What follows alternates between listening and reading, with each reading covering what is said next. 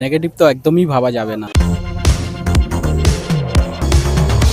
আমার প্রোগ্রাম দেখা হয়? জি হ্যাঁ, অবশ্যই। দেখার জন্য অসংখ্য ধন্যবাদ। Thank you. আমরা কি এখন গুগলি খেলতে পারি? জি। ছেলেদের কোন জিনিস মোটা হলে মেয়েরা ভয় পায়? সময় হলো 10 সেকেন্ড। 1 2 মেয়েরা ভয় পায়, নেগেটিভ তো একদমই ভাবা যাবে না। যেহেতু গুগলি খেলা, তাই না? হ্যাঁ অবশ্যই। 3 4 ছেলেদের শরীর ওটা তো হবেই না।